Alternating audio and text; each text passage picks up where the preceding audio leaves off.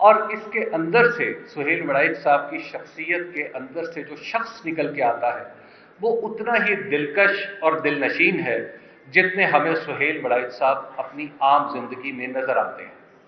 جس طرح وہ دھیرے سے بات کرتے ہیں، جس طرح ان کے لہجے میں ایک ٹھہراؤ ہے، جس طرح کبھی ان کا لہجہ جذبات سے مغلوب نہیں ہوتا، وہی صورت کتاب میں نظر آتی ہے کہ جو عاجزی و انکساری اس کی شخصیت کا خاصہ ہے وہی اس شخص میں نظر آتی ہے جس پر یہ کتاب لکھی گئی ہے.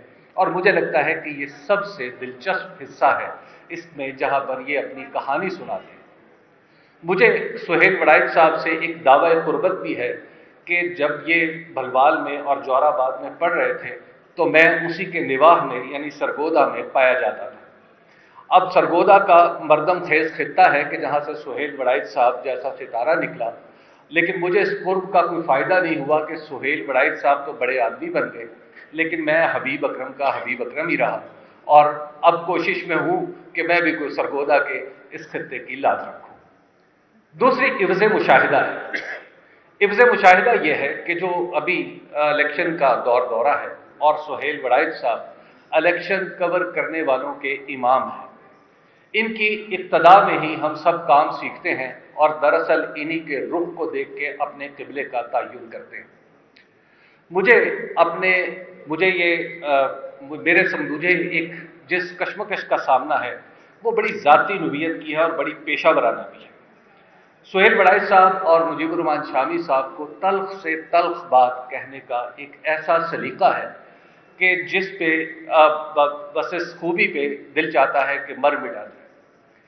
لیکن جس صورتحال سے میں گزر رہا ہوں یا جو صورت میں دیکھ رہا ہوں حالات کی، وہ یہ ہے کہ الیکشن کا دورہ ہے. ایک پارٹی کو کہیں ہلنے کی اجازت نہیں دی جاتی اور دوسری پارٹی کو ہر طرح کی سہولت مہیا کی جاتی ہے. ایک پارٹی جو ہے اس کے کہنے پہ ڈپٹی کمشنر اور ڈی پی او لوگوں کے خلاف کیس درج کرتے ہیں، پکڑ لیتے ہیں، اٹھا لیتے ہیں. لوگوں کے گھر گرائے جاتے ہیں، بچوں کو پکڑ لیا جاتا ہے، بلا وجہ جیل میں ڈال دیا جاتا ہے. اور دوسری پارٹی اس کے لیے تمام کا تمام راستہ ہموار ہے.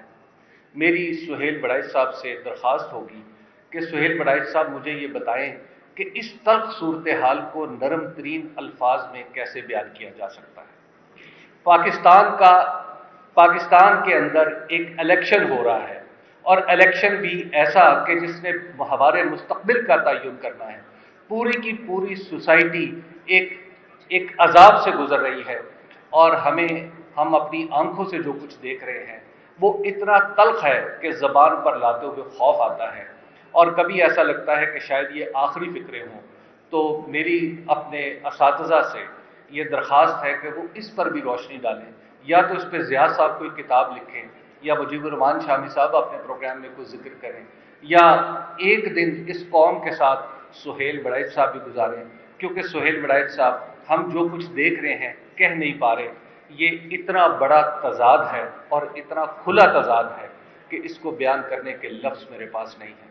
میں ایک بار پھر جناب نقشبندی صاحب آپ کا بہت شکر گزار ہوں کہ آپ نے مجھے اس مجلس میں سما خراشی کا موقع دیا، اور اگر کوئی بات بری لگی ہو تو میں اس کے لیے معذرت خواہ ہوں. بہت شکریہ.